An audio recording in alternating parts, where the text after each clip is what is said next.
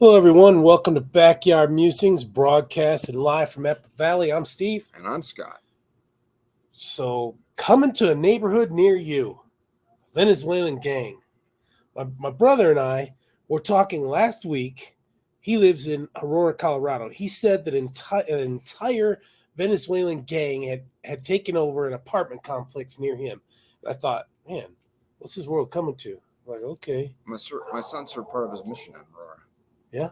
Oh, well. Yeah, I mean it's a nice community. I mean it's right smack dab in the middle of the state. So yeah, right next to Denver. Yeah, like Twin Cities. Yeah. Then the news broke out a couple days later about this gang. The gang is called Tren de Aragua, and they are described as MS-13 on steroids. And just yesterday, a story broke about this gang infiltrating El Paso. Now El Paso, I could see, right? Yeah, right across the border. Yeah, I mean easy access. Well, these guys are enterprising. They're branching out. We're going to see. Yeah. Their name means the Aragua train. It's a nod to its roots as a railway workers union, the turned gang, from that region. They've been flooding the U.S. with their members, many of whom have been illegally slipping over the southern border, posing as asylum seekers. And we have a slide up right now that shows two of these dudes. One's a crazy one. He looks like he's got a pistol in his armpit. I don't know why.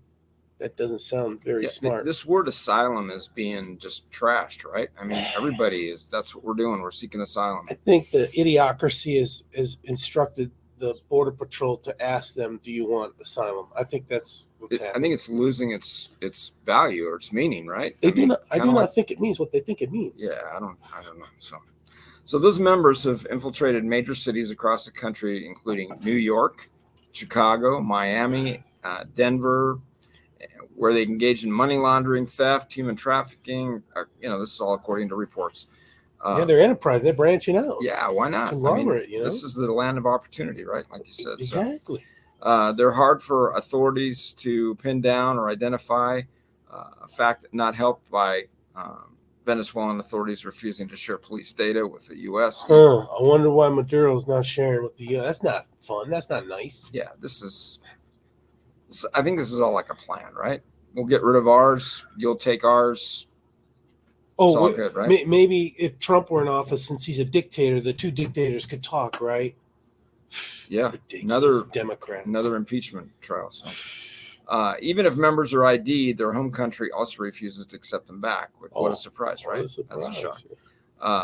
Be on the lookout. Yep, be on the lookout. One of the main identifiers police use are gang tattoos, particular to members, including 5-pointed crows, which I've never heard of that. AK-47 rifles, trains, stars, gas masks, and grenades. That's an eclectic kind of list, isn't it? Here we go. There's the tattoos. Just so that you know if somebody's coming in with those, well, they're probably rough looking anyways, ruffians, but they got those tattoos. Run, don't walk to the police and let them know. Tren de Aragua are believed to be connected to the brutal murder of a retired Venezuelan police officer who was lured to his death in Miami, so I guess he retired to the land of milk and honey, by a group of prostitutes in April of this year. Only evil persons would use prostitute as bait for an ambush. I mean, really? Come on. Federal agents have also been tracking the gang in Chicago. Border Patrol agents apprehended 41 Tren de Aragua members crossing the border between October 2022 and September 23, according to federal data. Now, you think that's a 41? That's a pretty low number, right? I mean, that's any one is captured. Yeah, exactly. What about the gotaways? Right, or the ones that they sacrificed. Yeah, what if they were the decoys so that the other 1,000 could get through over here? Yeah, I mean, it's just nuts the way this whole thing pans out. Maybe they were low on the totem pole. They couldn't get up high to get around. They would sacrifice, maybe. Yeah, maybe their families weren't worth sacrificing if they didn't produce, right?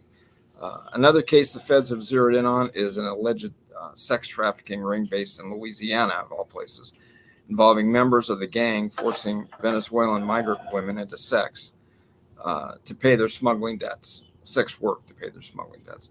And that's according to NBC.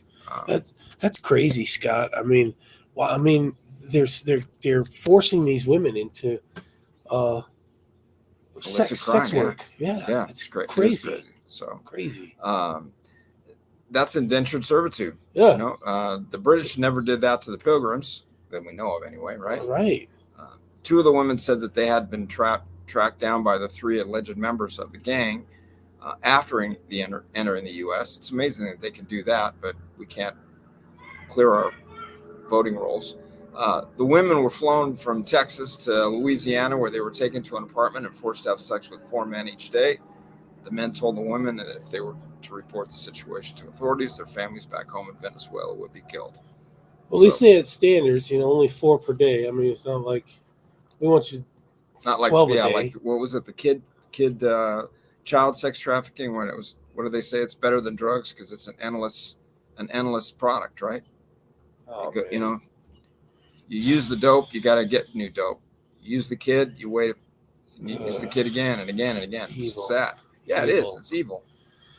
Other prominent cases involving suspected ties to the gang include Jose Ibarra, alleged murder of Georgia nursing student Laken Riley. That was in the news, right? Prominent.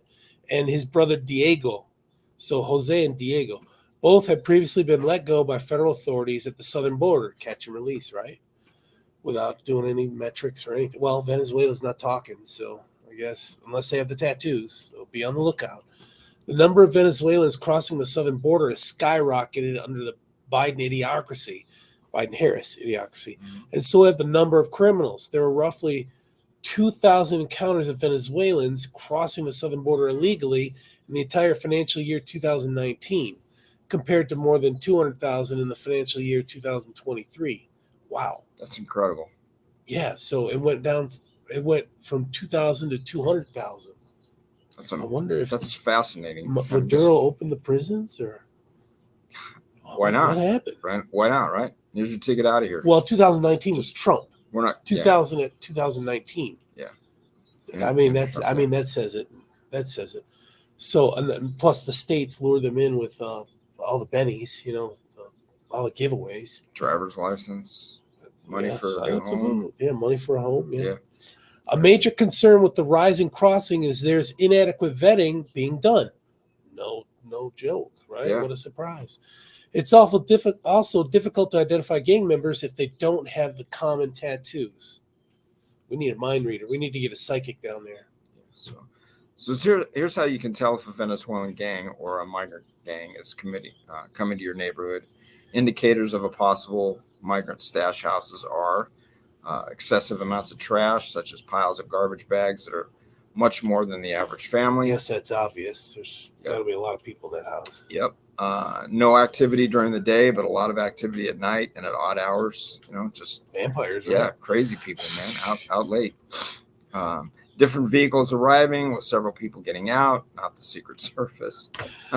So this is crazy, Scott. It is. Yeah. I mean, I just we've had some issues around here with drug houses in our neighborhoods. I know a lady that I minister to had a couple of them just on the street right behind her. Oh. They finally sold and got them cleaned up and everything. We had one right down the street from us a few years back, and I thought, man, this is crazy. But when you got people doing this kind of stuff, this is scary for your family. I mean, you're worried about people are worried about their dogs and cats disappearing. I'd be worried about my kids and break-ins. Coyotes are always eating. Yeah, good neighborhoods going bad. So got to be involved in this. Stay vigilant out there, folks. Definitely. I mean, they could be coming to a city near you. They could already be there. Thanks for joining us today. You guys have a great day. We'll see you tomorrow. Thanks. Yep.